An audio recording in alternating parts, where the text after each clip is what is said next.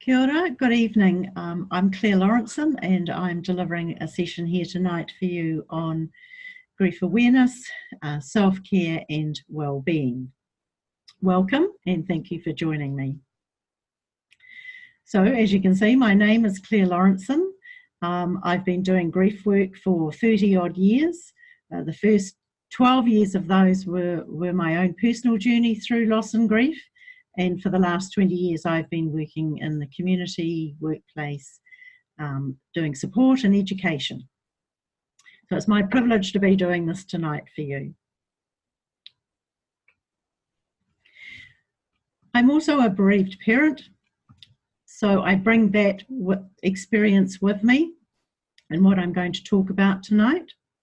I've also worked alongside cancer, supporting doing groups and running programs. So the structure of the webinar is that I will provide some blocks of information and images, and then we'll have some question and answers at the end of each section.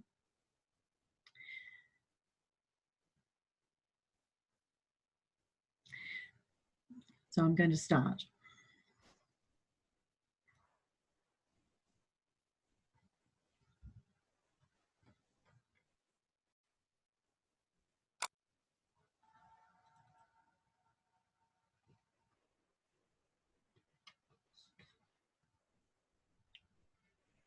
So our topic tonight is self-care and well-being strategies.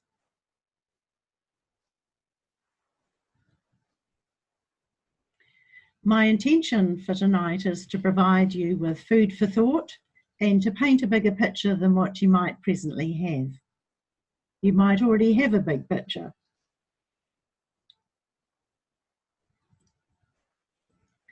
And my hope for this session is that this will help you build your capacity to manage yourself by increasing your understanding and awareness, and for you to recognise your strengths and where you might need more information and or support.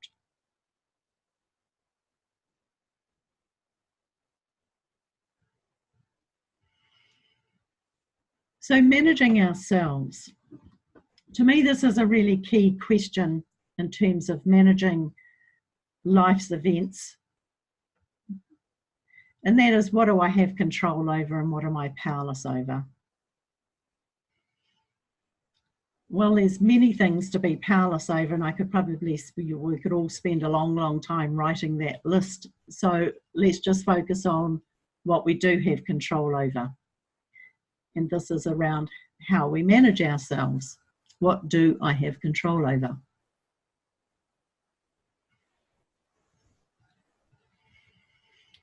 It may be difficult to accept what the reality is for you right now. So it is what it is, might not be quite where you're at.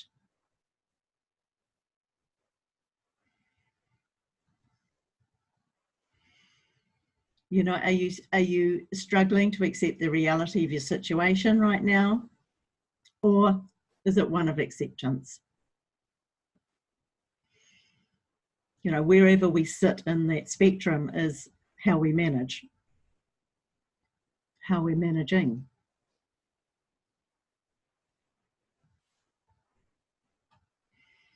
So the conclusion that I've come to in my life is that the only thing I have power over is myself. My thoughts, my feelings, my words and actions. I'm powerless over everybody else, people, places, and things.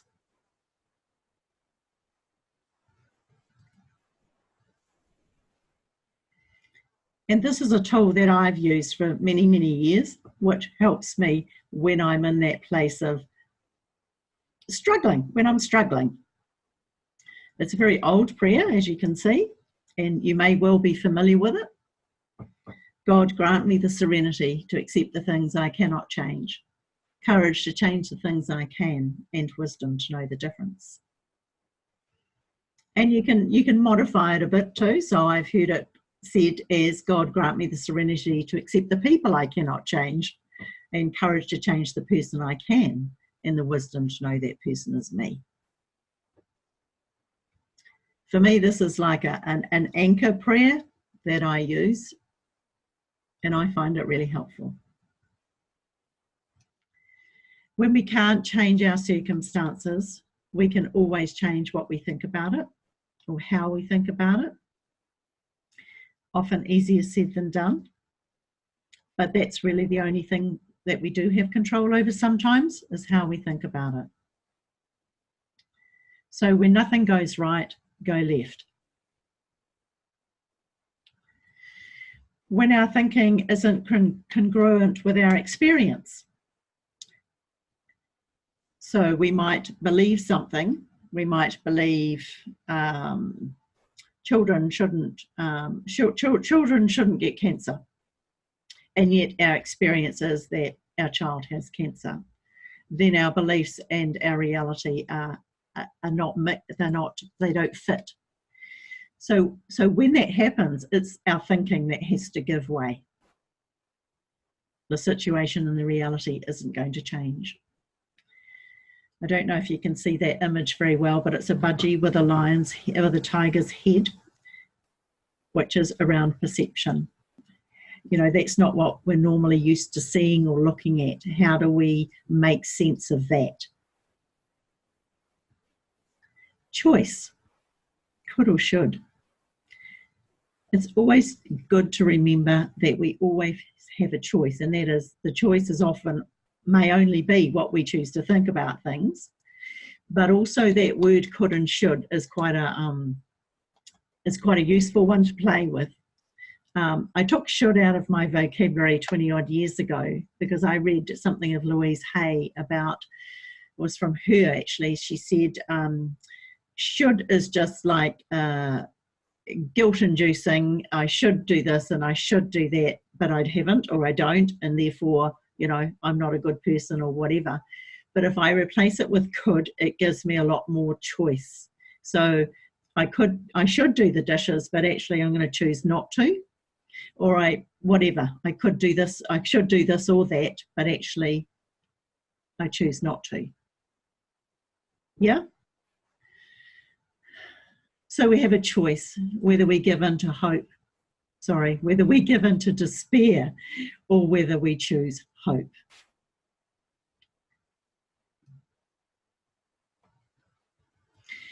And the paradox about this is that when we change how we think about something, sometimes the things change around us. And there's a little quote there.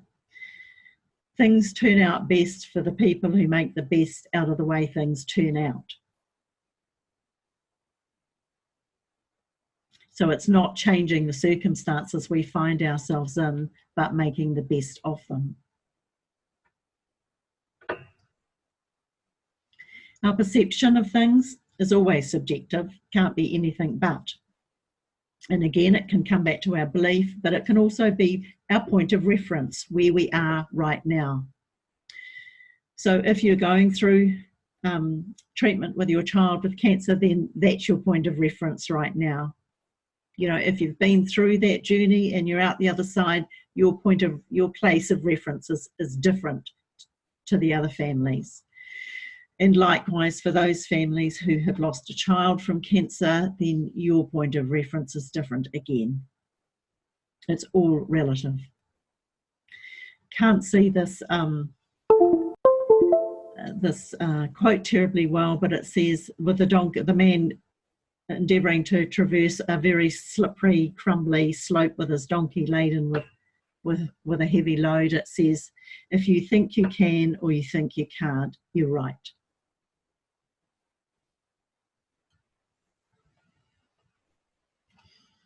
It may be, can you see the mouse? I don't know if you can anyway.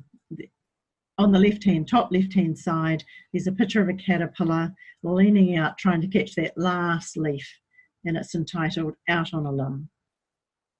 And it may be that that's how you feel in your experience right now, that you're just hanging on, tentatively reaching for something, reaching for. You're out on a limb, you're out of your comfort zone. It's quite precarious, but there is a need to gather what's in front of you. The next slide is about hanging on, holding on for dear life. And sometimes that's what it's like. Whether you're grieving, whether you're going through the cancer treatment, you're holding on for dear life, hoping to get through it in one piece and survive it, stay intact.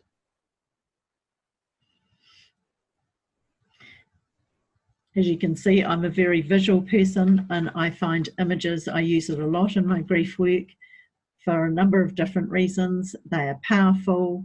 They speak to a different part of our brain and our body.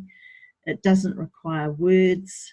They connect with our emotions, non-verbal, obviously. Sometimes it's about connecting to the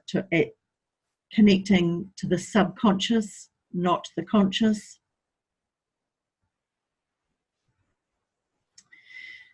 The next slide is a little cabin in a valley with the Alps behind it, and it says, "One sees great things from the valley and only small things from the peak." The meaning that I read from that is that when we're in it, we're in it. And it can be quite overwhelming, and everything around us feels really big. For some of you who have come through the cancer journey, then you're probably, up that mountainside a bit further. So you're able to look down and see that valley, but know that you're not in it anymore. You've traversed a bit further along. And so that experience of being in the valley is not as big as it was when you were in it. The next image of the zebras is, "Hindsight is a wonderful thing." This is one of my favourite sayings, because so many times I do it myself. I hear people say, "Oh, I don't know how I didn't know that before," or, "Oh, I've learned, this is what I've realised." And my response to that is, hindsight's a wonderful thing. It's that the wisdom, if you like, the learning that we gain from having gone through something, and then are able to look back and see what we've learned from it.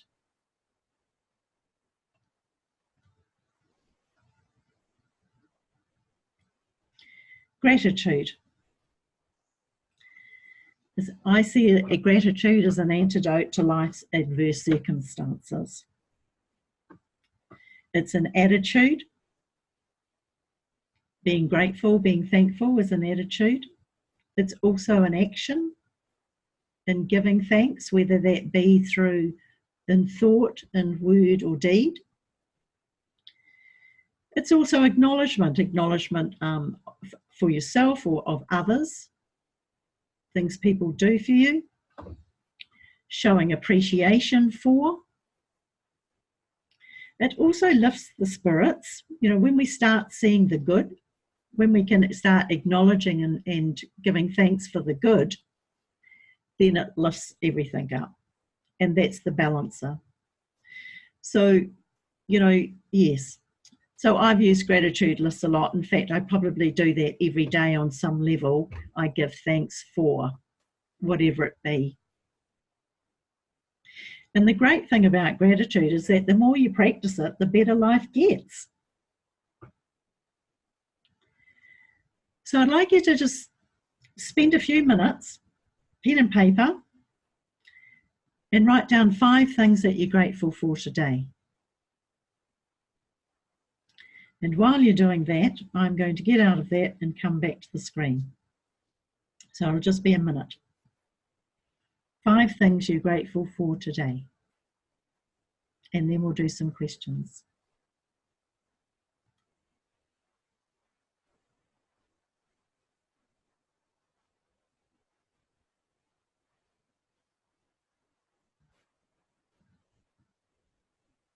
Right, has anyone got any questions they'd like or comments to make about that section?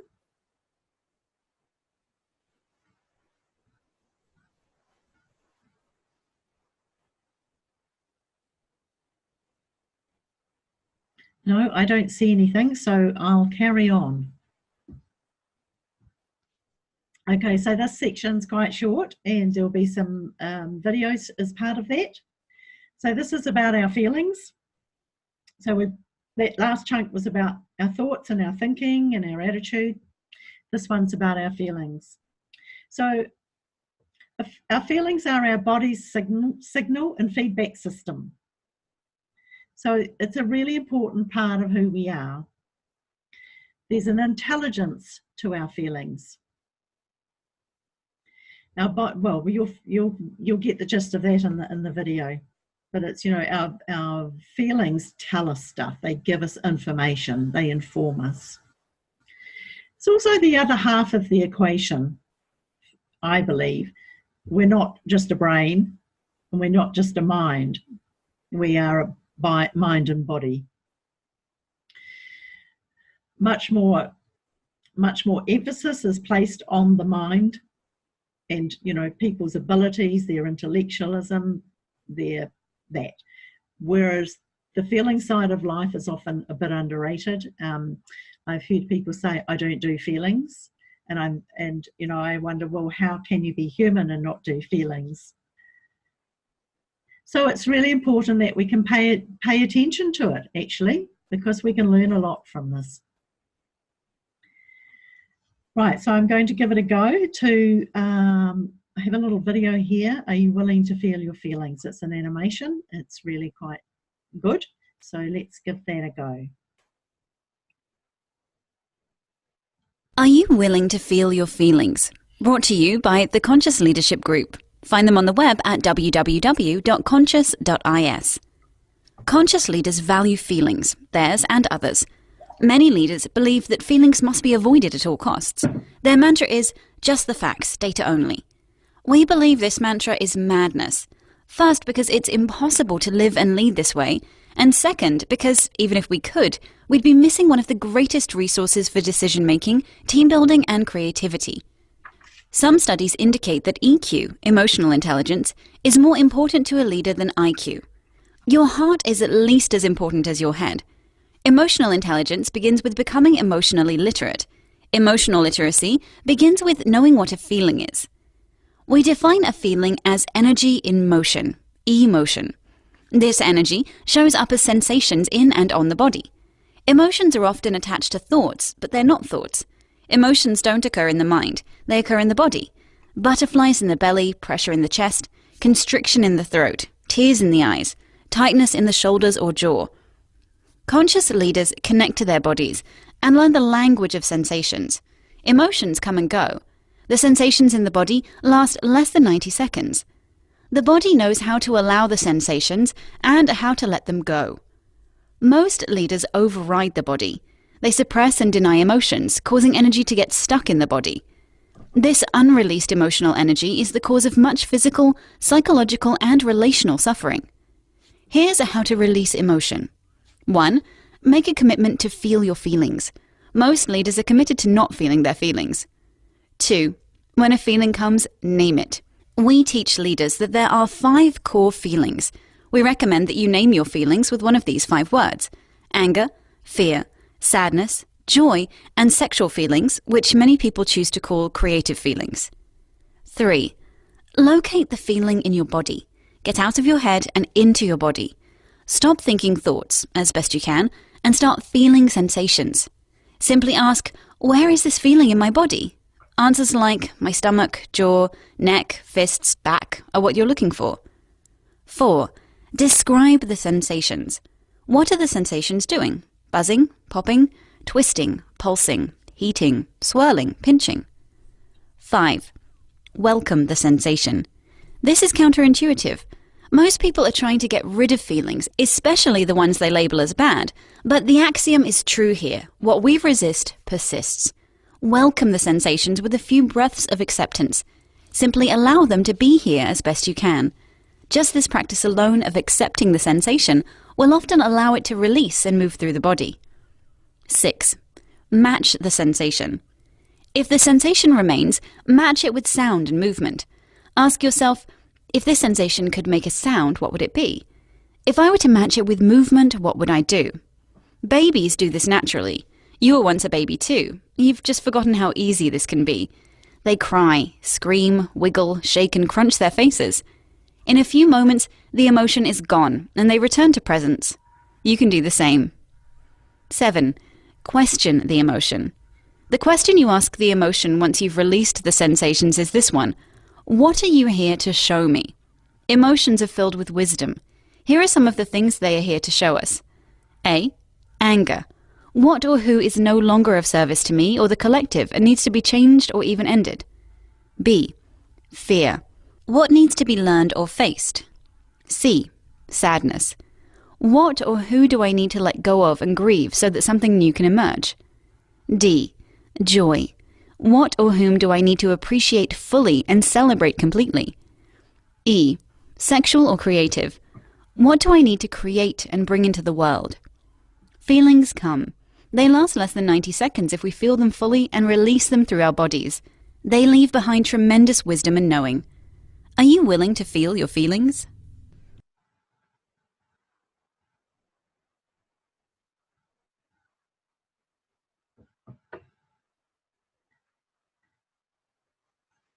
Okay, I hope that was useful for you. Okay, so we're looking at some other strategies, tools for self-management. So we're starting with managing stress. So this is talking about breathers, sustainers and restorers. Breathers and sustainers fill our cup from outside, while restorers fill our cup from within.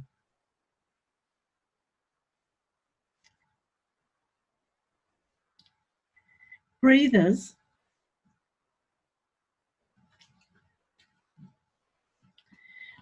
are used shortly after a stressful situation is encountered. So I've got an image here with a picture of bare feet on the earth, ground, and it says ground yourself with bare feet on earth. So some example of breathers are going outside for a quick walk, breathing deeply, counting to 10, quick scream into the pillow, humour, listening to a song, drawing, doing something crafty or doing a jigsaw. So they're short and they give you a break.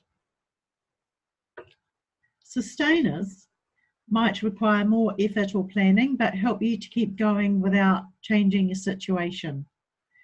So I've got a picture here of some guys out going to have a surf, a gentleman here having some time alone and having a fish, and a couple of guys having a conversation, time with a mate.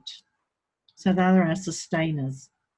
Now restorers, they may require greater effort or commitment, but increase our ability to manage, function and thrive longer term.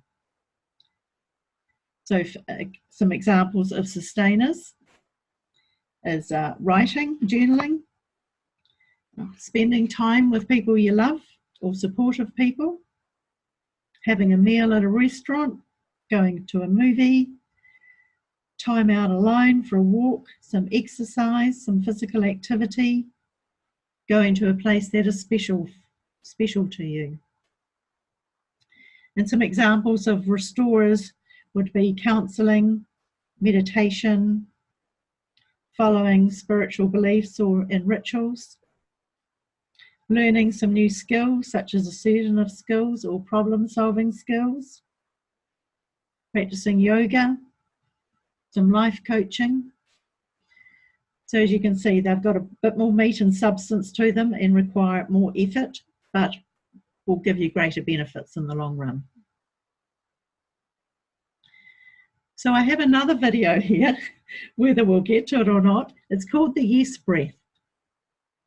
So it was a chance to move, but also use the breath in conjunction with the body. We'll see how we go with that one.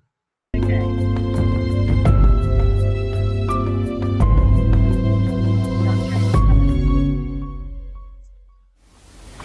Let me demonstrate our yes breath for you. I'd like you to watch two places in my movement, because movement is really the key to the yes breath. The reason the yes breath works so well to bring about calm and also good energy is that it mimics a movement that we are making even before we're born. So if you were looking at a baby on an ultrasound inside its mother, if the baby were sitting up, which obviously it's not, it's kind of cramped up down there, but if the baby were sitting up straight, here's exactly the movement you would see. You would see that the pelvis moves toward the front and then moves toward the back, and at the same time the pelvis rolls toward the front, the head tilts up, and at the same time the pelvis rolls toward the back, the head tilts down. Now later, after the baby is born, if you notice when it's at its most relaxed and open and happy, the breathing will be slow and coordinated with that movement. And so here's the way it works. When you roll your pelvis forward, breathe down into your belly and let your head tilt up like this. And when you breathe out, flatten the small of your back as your pelvis rolls back and your head tilts down. So breathing into your big round abdomen as you arch the small of your back and look up at the ceiling. And then as you breathe out, flatten the small of your back and look down toward the floor. I'm making the movement bigger just so you can see it. In actual reality, if you watch a baby breathing, it doesn't make these kind of big movements. So what I'd like you to do with your breathing is breathe into a count of about 4 or 5 while you're making the movement going in this direction, and then breathe out to the count of 4 or 5 when you're moving in this direction. So I'll show you what I mean. In, 2, 3, 4, 5, out, 2, 3, 4, 5. Breathing in, arching the small of the back, letting the chin tilt up. Breathing out, flattening the small of the back, letting the chin tilt down.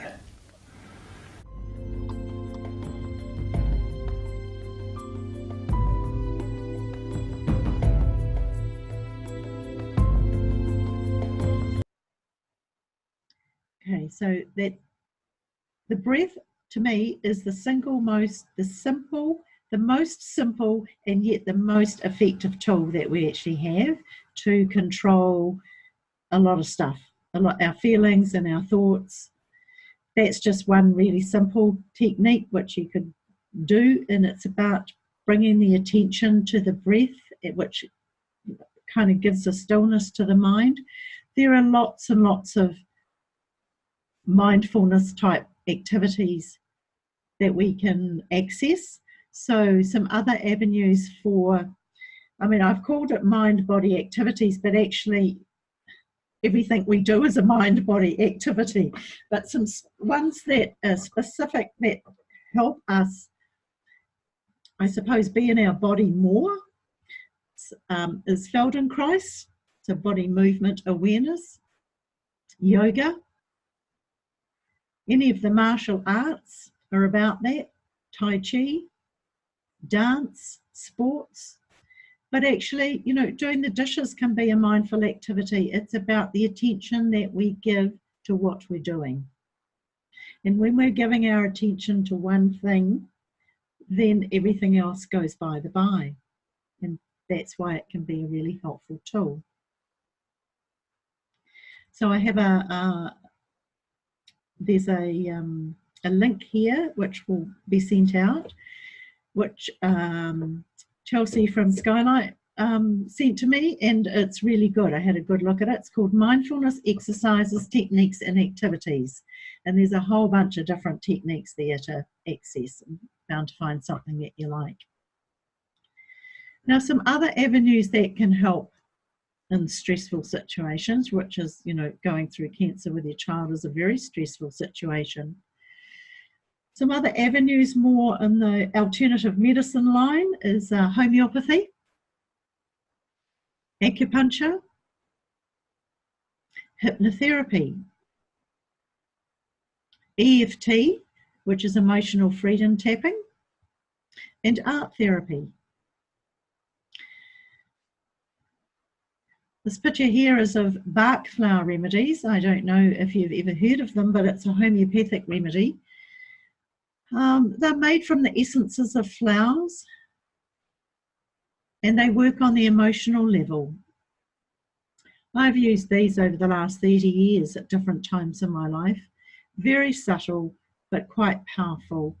And I think they could be a useful tool.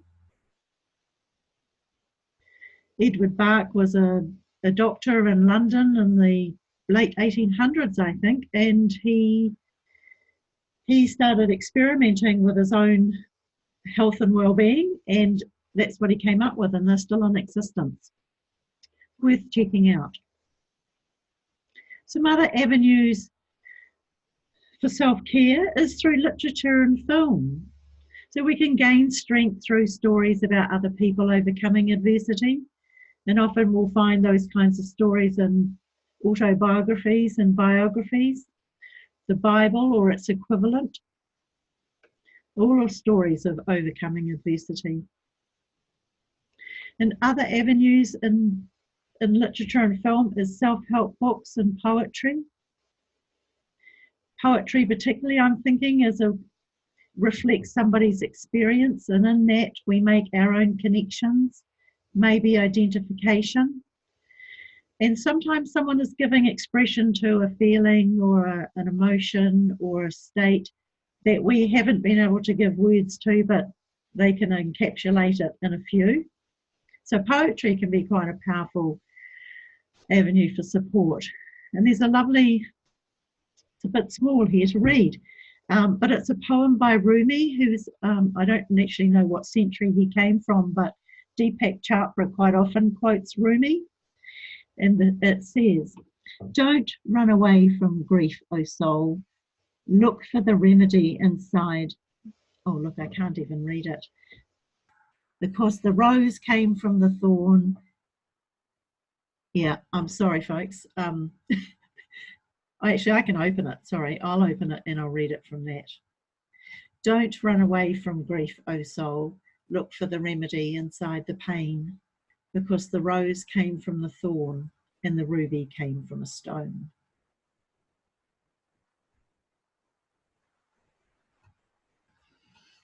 We can also use this avenue for entertainment, comedy, fantasy. You know, a bit of escapism is healthy, as long as we don't stay in it too long. And laughter is a great remedy for grief. Sometimes it surprises us when we hear ourselves laugh for the first time after a loss. It can be quite confronting, but it's okay. This is life. Rituals. Rituals are a known way of doing things which contributes to our sense of order, safety, and certainty. So we have rituals in our life that we're probably not even aware of. So we have life event rituals such as weddings, funerals, other occasions, achievements and celebrations, graduation. Think about the Olympics. When you win first, second or third, there's a ritual around the receiving of. We also have rituals within our own families, and they may be for occasions or something else. They may be based on our faith, or they may just be day to day. We also have individual rituals for ourselves, daily ones. You know, we might have rituals for doing our teeth, the time we go to bed, the rituals around getting ready for bed. So a lot of them are often, you know, just subconscious, or we don't even think about them as rituals, but they help contain and give shape and meaning to our lives.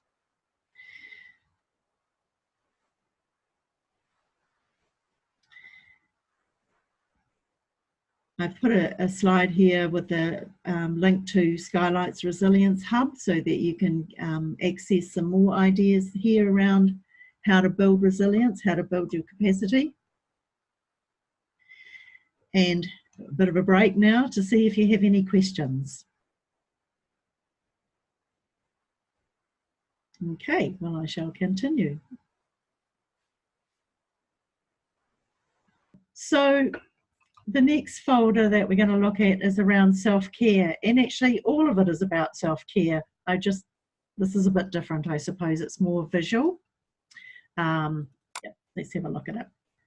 Self-care strategies. Keep it simple. Small things can make a big difference. They don't have to be big things. There's nothing major. It's just the daily, day-to-day stuff. Doing things a little different. It might just be a moment or two in time. Keep it simple. Fresh air, sunlight, food, and rest. That's the basics. Everything else is above and beyond. Take heart in simple pleasures. You know, enjoy the moment, enjoy the rose, enjoy the scent, enjoy those small things. Breathe slowly and deeply. Now, we've already touched on the breath.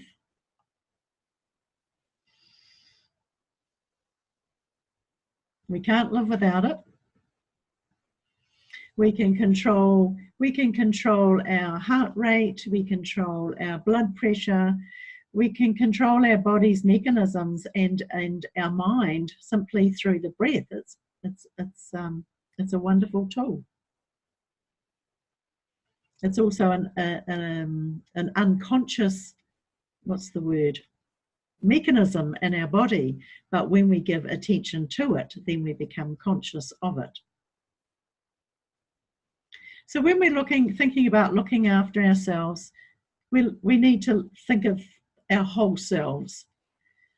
And there may be thinking of the Maori model, you know, it's connection and community as well, but this around the individual, it's body, mind, and spirit, our relationships with people.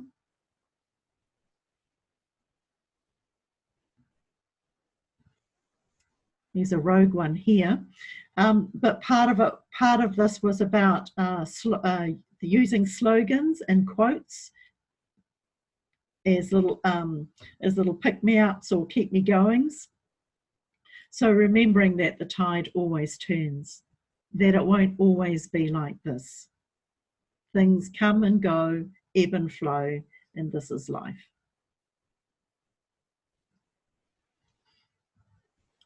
Be your own best friend. So think about how you talk to yourself. You know, do you talk kindly to yourself? Do you berate yourself? Do you do nice things for yourself? Or are you busy doing things for everyone else?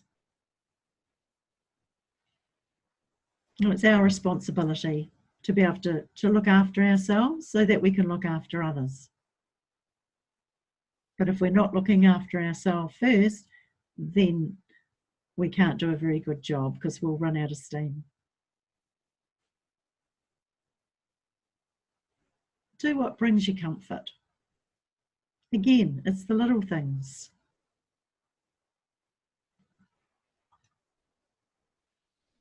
You know, where do you get your solace from? It may be animals. Animals are a wonderful source of solace and companionship. Maybe your friends, maybe family, maybe other activities that you have.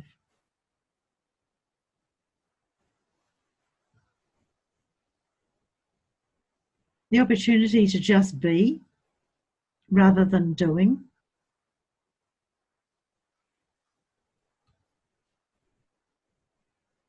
And easy does it.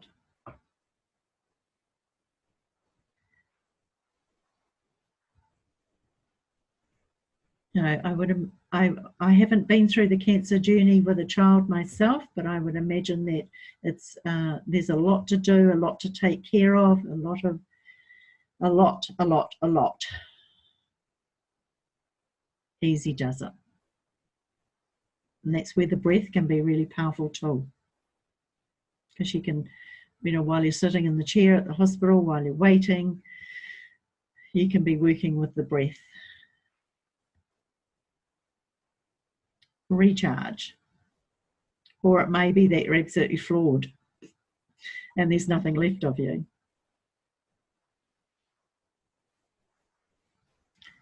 Let it out, whatever it be, loud and red.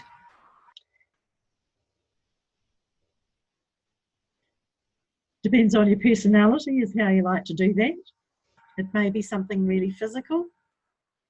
Might need to be something loud. Or it might be something more quiet and meditative. Depends what the need is. Ask yourself, what do you need? Keep a journal. Might be easier said than done.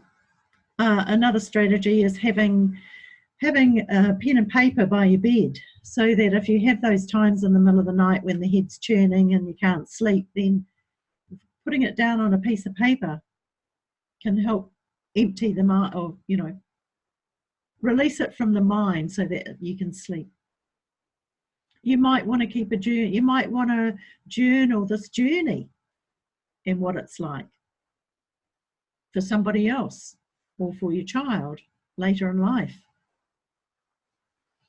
Or it may be just an outlet for you to express yourself. So there's a technique called hot penning, which is you don't give thought to what you're going to write. You don't use your brain. You just put pen to paper and see what comes. And it's quite amazing what comes sometimes. I did this for quite a few years and I was always amazed by what came out. It's like, how do I know that? Yeah. Or I didn't know I knew that. Well, where did that come from? It comes from your higher self.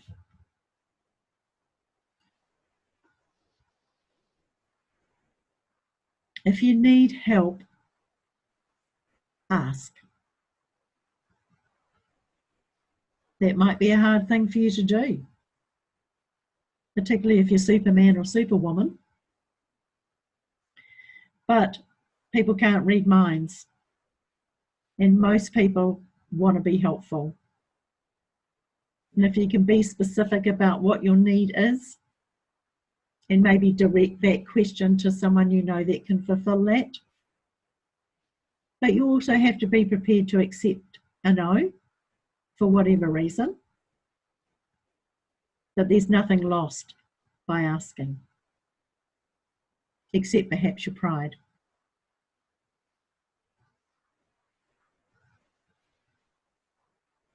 Who's around you? Have a look and think about, are there people around there that actually make you feel good and valuable and worthwhile? And what often happens when we're in situations such as you are, or after a loss, is that you work out pretty quickly who's good to have around and who's not. So sometimes there's a bit of a letting go of people. People are often surprised by people they thought might be there for them who aren't, and people who come out of the woodwork and are there for them. And that's often a surprise element in this journey. Accept help where it's offered.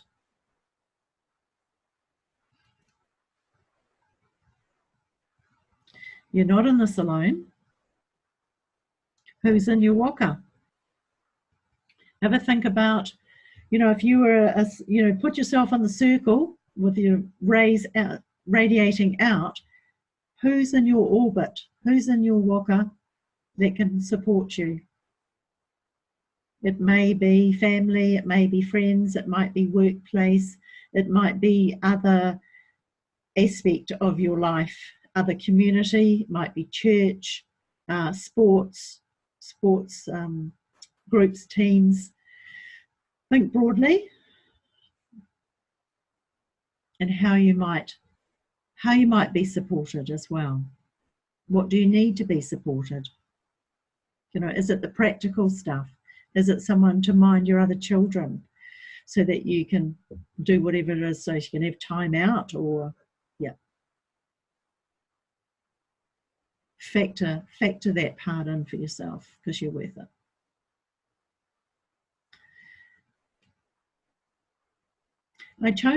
Well, a lot of these posts I've done on Facebook over the last few years, and when I chose this image, it was I was thinking about Phil Kerslake, who is a cancer survivor of many, 5 or 6, I think, and he's written a book.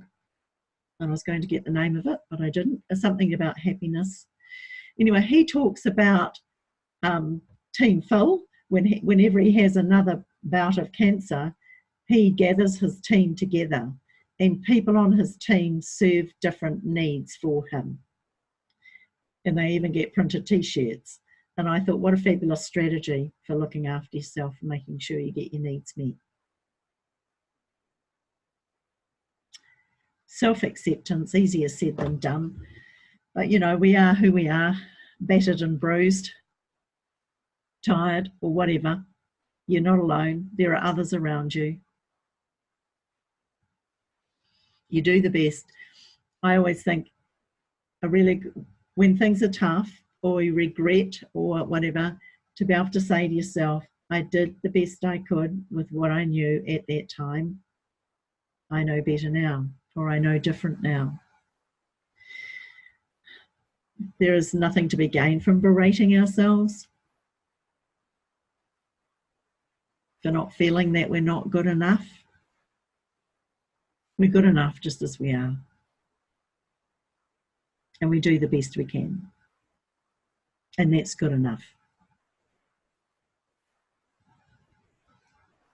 Time out. If you can get it, take it.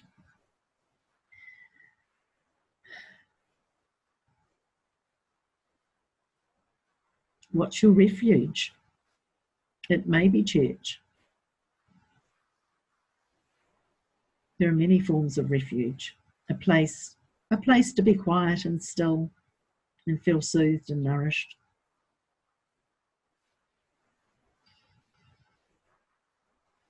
Reflection usually comes later, not while we're in the valley. It's when we make sense of things.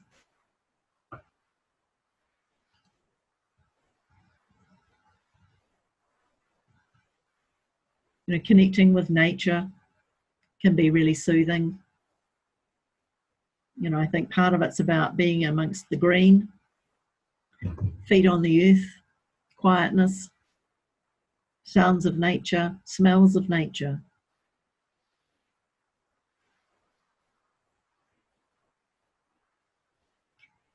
Having something to look forward to is always good, and it may be months out. You know, I'm about to go on a trip next month, and it was planned and booked 9 months ago.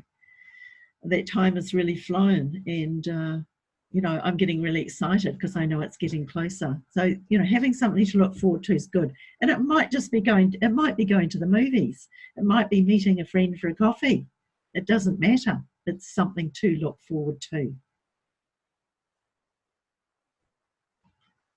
Do more of what you love.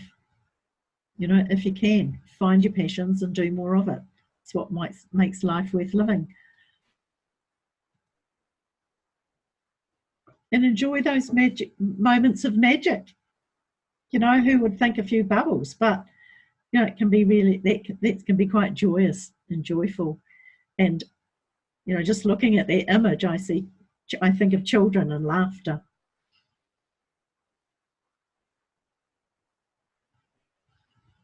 Just for today. This is another one of my favourite slogans. Just for today. Just for today, I only have to do whatever. You know, it's a reminder to stay in the now. When we're in the past, when we're thinking in the past, we're often regretting or grieving something we've lost. And if we're in the future too much, We're usually worrying about something. You know, they call the present. Well, I'll wait till I get to that slide, actually. So the past is a place of reference, not a place of residence. I like that one. Today is a gift. That's why they call it the present.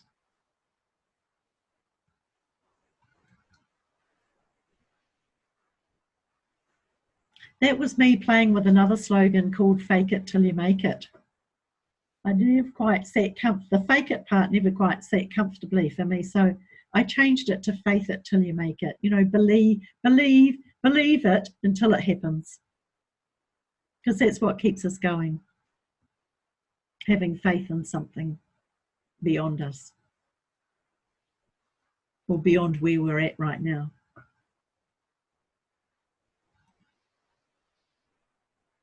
Perseverance, that's how we get there. One of my favourite cartoonists is Michael Learnig from Australia. He's primarily a cartoonist, but he's a philosopher and a musician and an artist, and he does the most poignant and just beautiful cartoons that just nails it on the head around the human condition. I quite often use him in my posts, but you can have a look at his website. And that was from one of his cartoons about how you get there. The lovely story of a little man going out the gate with his knapsack, about how to get to where you're going, and he toddles on and he sits down and has a rest when he's tired and gets up and keeps going towards the horizon, and that's how you get there. You just keep going. Hope. Hang on to hope. You know, that looks such a fragile little emerging plant. I think it's an oak. And yet, you know, to have achieved that in itself, it must be incredibly resilient. Come out of probably a fallen log is what it looks like. You know, so even when we're feeling really fragile, we're also very resilient, you know, and to know that about yourself too, that you will survive, you can do this, hold on to that hope. Nourish your soul, however that is for you. Being in the garden is one way I do it for myself. Connected to the earth, connected to nature's seasons and cycles, the creativity of the abundance of growth. There's a lot of, it's a meditative activity for me. There's a lot of really neat pluses around working a garden. Faith is taking the first step even when you don't see the whole staircase. Martin Luther King Jr. That's a photo I took of a sculpture down at Hagley Park in Christchurch several years ago. And I just loved it the moment I saw it. It spoke of a lot of things for me. It's on a post. This is a collage. This is another way of expressing yourself. It might be a reminder of your values. It might be something you're striving for. But for me, this is one I did for myself. It was putting down the things that were important to me so that I could put them up and look at them and be reminded.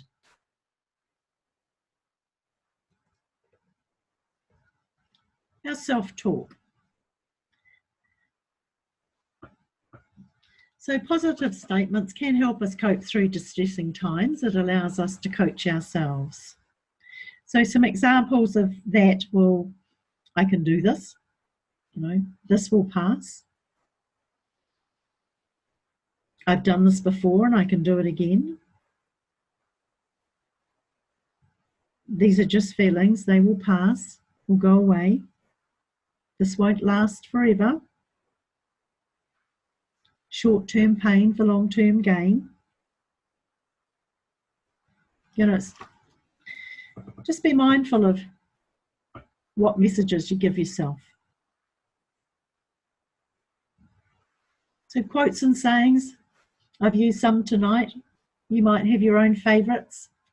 The beauty of them is that they are brief. They impart a wisdom. They're easy to remember, and they help build hope and faith. And here are some. So don't lose hope when the sun goes down, the stars come out. It's always darkest before the dawn. It will pass. It's never too late. Another one of my favourites.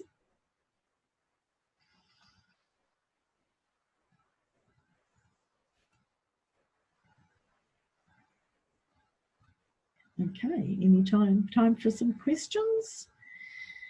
I'll just stop that.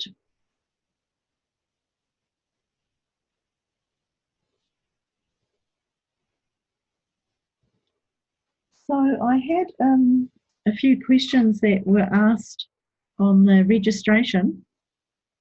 I'll just see how the time's going. Okay, only got about 10 minutes. So unless any other questions come in, I will respond to these. And sorry, I just wanted to check that everybody knows that if they go to the bottom of the screen and go to the Q&A, the Q symbol, that if they click on that, you shall be able to type in questions. Okay, thanks, Teresa.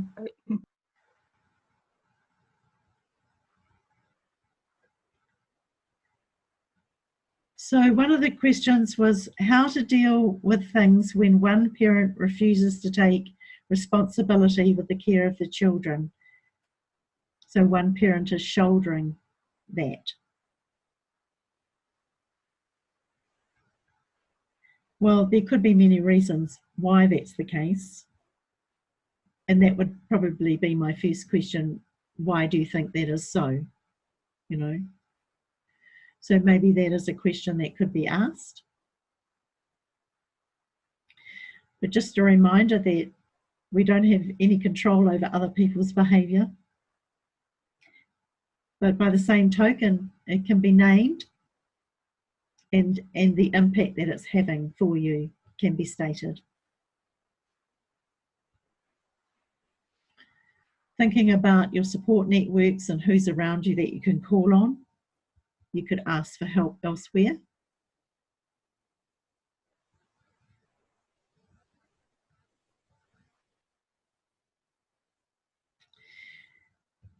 I don't know the circumstances of where this question's come from. So I don't feel like I can answer that any further. But it may be that they need some help as well. Maybe they need to talk to somebody.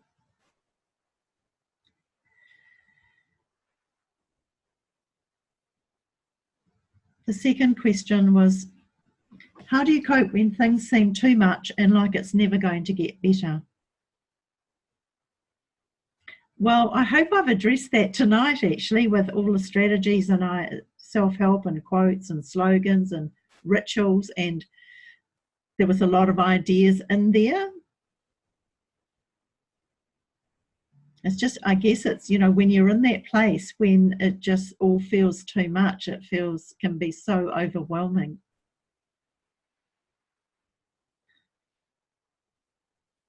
But you do have the Cancer Society as an avenue of support, understanding. And it's just tapping into those, you know, what are your thoughts and your feelings and doing some self-care. Often it's when we're giving and giving and giving and not replenishing our own well is when we get to that place often. So it may be that you need to take a bit better care of yourself if you can. Find ways to. Ask for help.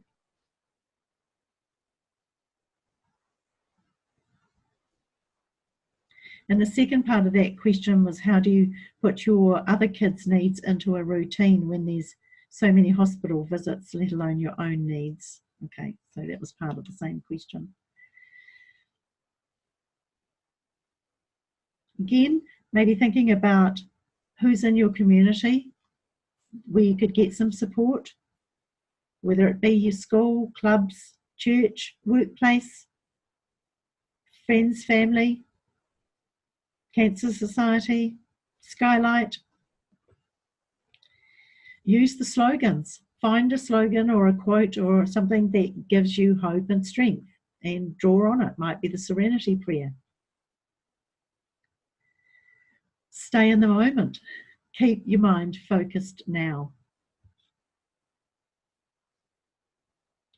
When we're overwhelmed, it's because there's too much going on. So it's like, what's right in front of me? What's the thing I have to do next? And just take it like one step at a time. Just do the absolute necessaries and leave the rest. You know, don't try. You can't do everything and be everything.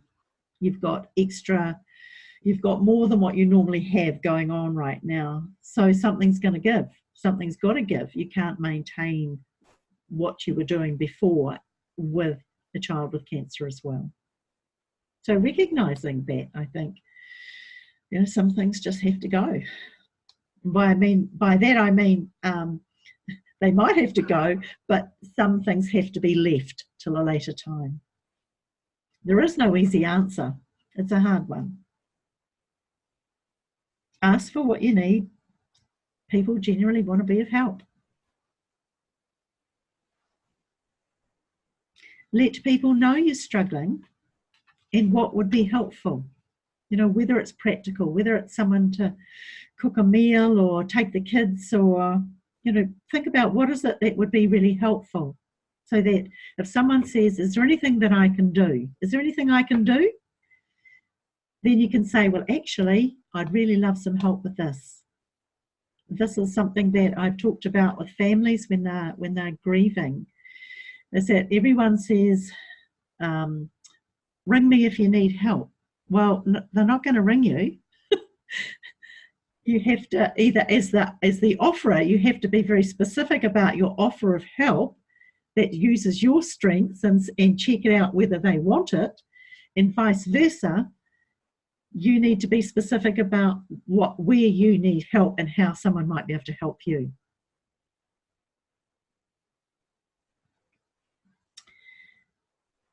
And the last question was, I have found that I lack motivation and basically get really tired all the time. I stay up watching Netflix until I fall asleep. Sorry, it's come off the page. I have found that I lack motivation and basically get tired all the time. I stay up watching Netflix until I fall asleep, so I get a good sleep, but then I'm just tired again in the morning and throughout the day. I know this is not healthy for me. Do you have any strategies that are useful? Sounds like you might be grieving, which is really tiring work. Why are you staying up in front of the TV rather than going to bed, would be my question to you. So there's probably a reason for that. You might want to explore that one a bit further. And it doesn't sound like your sleep is actually restful if you're waking up tired. It may be that there could be something physically wrong, in which case get yourself checked out by a GP. And the other comment I had around that was, in order for the serotonin and the melatonin hormones to release, which are your go to sleep and wake up hormones, they need the right stimulation and at the appropriate times of day for them to work at their optimum. So, for example, during the day, you need to have sufficient exposure to light through the eyes and activity. And at night, you need to have darkness and quiet. So if you're falling asleep in front of the TV, I don't think it's the best environment for restful sleep. They would be my recommendations, is maybe to have a look at your patterns around that and what's preventing you from going to bed and having that environment. Okay. I don't see any questions. And it's about 3 minutes to 8:30, so I've just got one slide I want to share. The end, and thank you. I hope it's been of some help, and thank you for attending. And thank you very much, Claire. It was very appreciated. Okay, good night.